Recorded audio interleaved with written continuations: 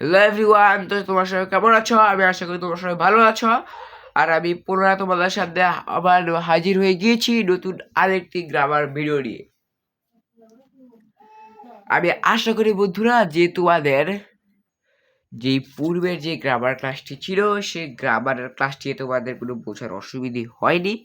আর তাই বন্ধুরা আজকে আমি তোমাদের সামনে আরেকটি নতুন গ্রামার নিয়ে হাজির হয়ে গিয়েছি। আমি কিন্তু আমার পূর্বের ক্লাসে কিন্তু 1 থেকে 8 পর্যন্ত করে দিয়েছিলাম পূর্বের ক্লাসগুলোতে। যারা আমার পূর্বের ক্লাসগুলো দেখো তারা কিন্তু অবশ্যই আমার পূর্বের ক্লাসটি দেখে আসবে।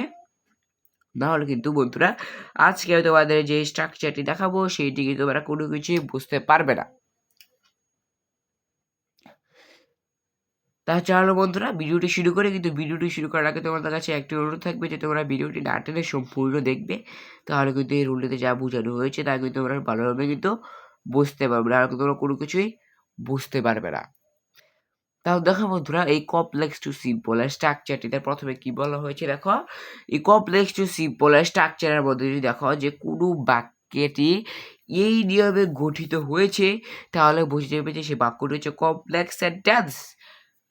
যদি দেখা যাচ্ছে বন্ধুরা এই বাক্যটি এই স্ট্রাকচারে গঠিত হয়েছে, তো দেখো বন্ধুরা বাক্যটি কি প্রথমে দেওয়া রয়েছে, দুটি ক্লজের সাবজেক্ট ভিন্ন হলে। আমরা কিন্তু আমার পূর্বের ক্লাসের ভিডিওতে কি ছিল যে দুটি ক্লজের সাবজেক্ট একই হলে, আর আজকের রুলটিতে কি দুটি ক্লাসের সাবজেক্ট ভিন্ন হলে। যেমন কি বন্ধুরা, যেমন এখানে রয়েছে দ্য ওয়াটার এবং ওখানে আছে ও রয়েছে দ্য বয় বা আমি।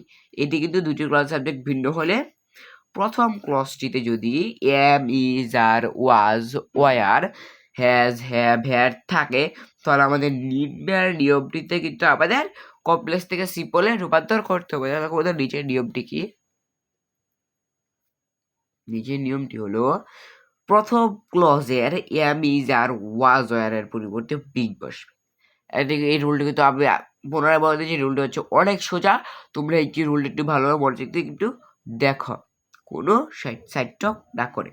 দেখো বন্ধুরা কি, প্রথম ক্লজে যদি am is are was were থাকে তাহলে সেই এম ইজ আর ওয়াজ ওয়ারের জায়গায় আমাদের বিং বসাতে হবে, আর হ্যাভ হ্যাজ হ্যাড থাকলে তার পরিবর্তে হ্যাভিং বসবে।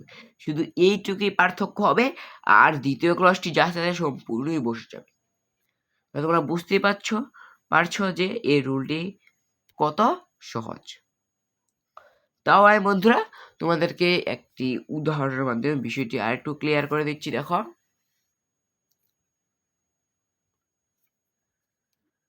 Since the water was very cold I could not drink it. যেহেতু পানিটি অনেক ঠান্ডা ছিল, I could not drink it, আমি এটি পান করতে পারিনি। দেখো বন্ধুরা, since the water was very কুল, এখানে বন্ধুরা দেখো বাক্যটি কিন্তু সিন্স দ্বারা শুরু হয়েছে। বাক্যটি কিন্তু সিন্স দ্বারা শুরু হয়েছে, আর এখানে আমি বলেই দিয়েছি প্রথমে যে প্রথম যে ক্লাসটি ছিল আমার সেই ক্লাসটিতে যে বাক্য যদি সিন্স থাকে তাহলে সেটি উঠে যাবে। আর দেখো বন্ধুরা, সিন্স দ্য ওয়াটার এখানে দেখো প্রথম ক্লজের সাবজেক্টটি কি দ্য ওয়াটার, এবং দ্বিতীয় ক্লজের সাবজেক্টটি কি আই মানে আমি। এখানে কিন্তু দুটি ক্লজের সাবজেক্ট ভিন্ন রয়েছে, এবং দেখো এখানে কিন্তু রয়েছে প্রথম ক্লজে কি ওয়াজ কিন্তু রয়েছে, আর এখানে ওয়াজের পরিবর্তে কি হবে, এখানে কিন্তু ওয়াজের পরিবর্তে বিগ হবে। দেখো বন্ধুরা আমরা কিভাবে করবো, এখানে কিন্তু সিন্স উঠে যাবে, আর এখানে যে ওয়াজ রয়েছে ওয়াজের পরিবর্তে বিগ হবে। তাই দ্য